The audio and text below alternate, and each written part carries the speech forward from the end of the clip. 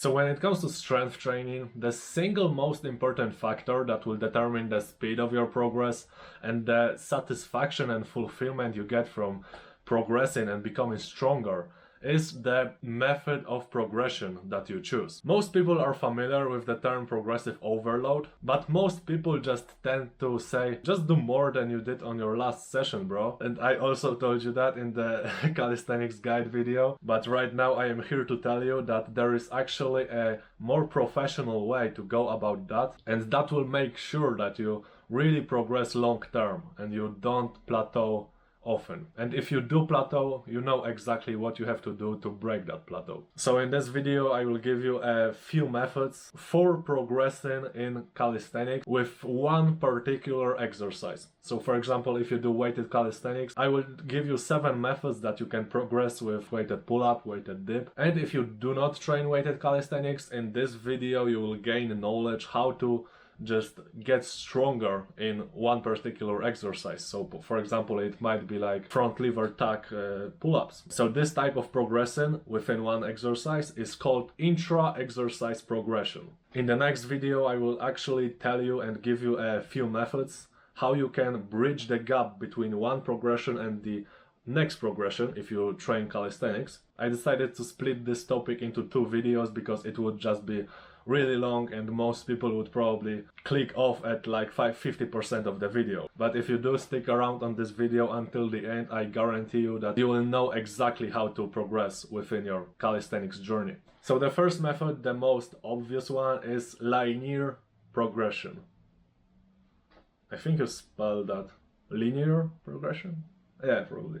So this method is good for building that brute strength with exercises like weighted pull-up or weighted dip, where you basically add load. So it looks something like that. For example, you do 3 sets of 5, and then on the next session you do 3 sets of 5 but with 5 kg added or 2.5 kg added. And then on your next training session you add 10 kg and also do 3 sets of 5. So basically it works by steadily increasing the load that you have during the exercise. And this method is really good for beginners, but there is a high chance that you will plateau after some time. So then you can start adding a lower amount of weight until you plateau again, and then you can switch to something else if you want to break that plateau as fast as possible. The second method, linear repetition progression. So you do 3 sets of 5, then you do 3 sets of 6, and then 3 sets of 7, and you go however long you want. This method is great for beginners because beginners for some reason progress really quickly with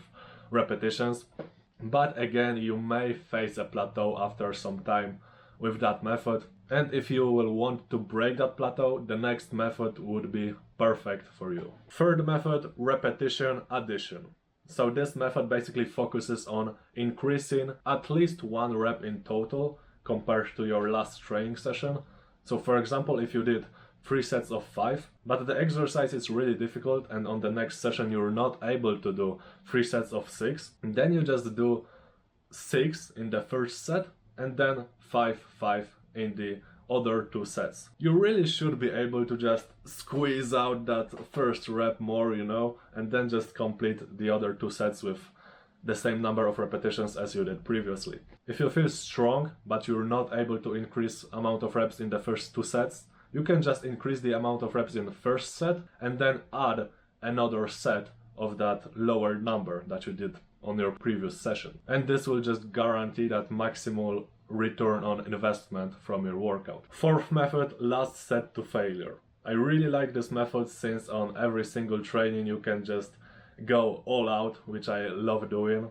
And basically it consists of doing, for example, 3 sets of 5, but on your last set you go all out. And in case you completed 2 reps more on your last set than on your other sets, then you can increase the amount of reps on all of your sets. So for example, you did 5, 5, then max effort 6, you don't increase the number of reps yet. Then you did on your another training session, you did 5, 5, and then 7. You were able to squeeze out 2 reps more than on your first 2 sets.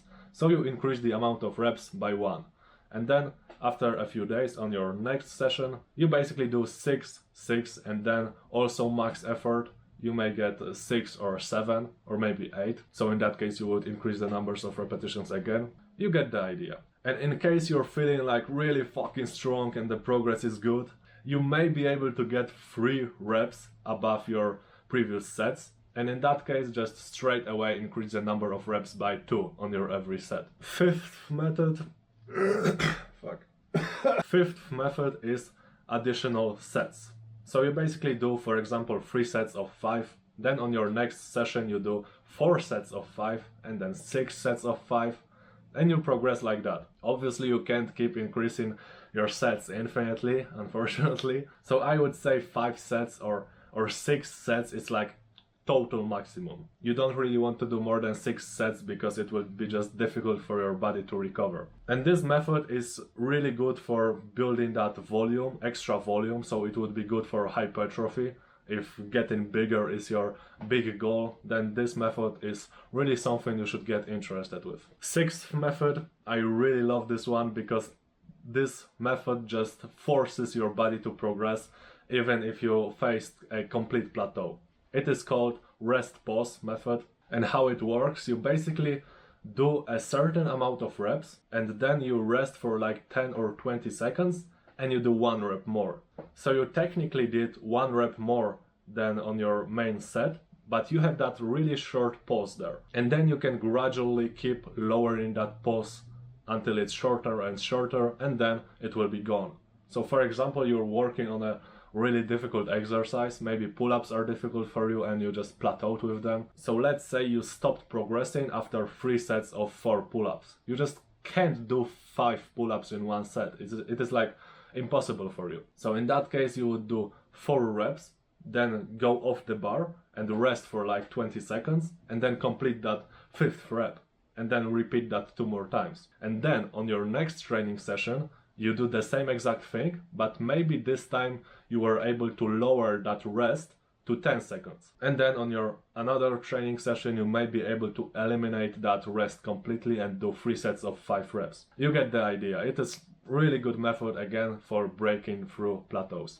And the last method, 7th method, is timed sets. So basically this works by lowering down the rest in between your sets. So for example, you do 3 sets of 5 with 3 minutes of rest in between. Let's say that's how long you rest. Then on your next session, you can do also 3 sets, but rest 2 minutes in between the sets.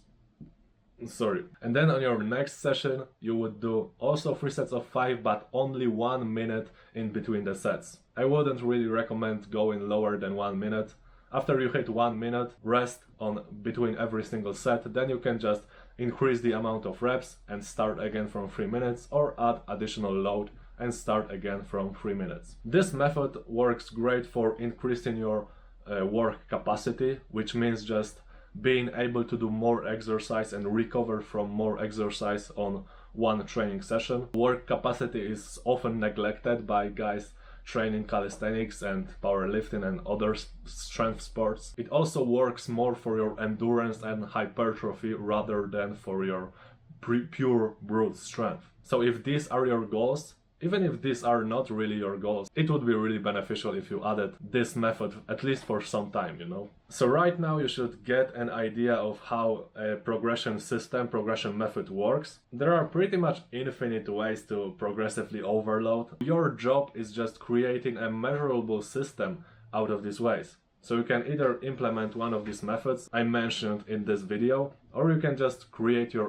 very own method of progression. You should have a really clear idea how to do this at this point. I didn't mention it, but you can also play around with changing the tempo of your exercises. So for example, you can make exercises harder by holding the isometric position, or you could also play around with doing longer negative portions of your movement, like making the eccentric phase longer. There is a lot of ways, you know. And remember that every single one of these methods will give you a good progress if you implement it correctly. So there is like no point to feel overwhelmed, and there is no point to look for the best method because every one of them works, you know. And again, remember that you can modify these methods and cut them specifically to your needs, so they work the best for you. And yeah, that's pretty much it for this video. As I said, next week I will upload a video how to bridge the gap between two progressions in calisthenics. So it will be a really interesting topic, and I'm sure you will find it valuable. But for now, this is all I have for you, so peace.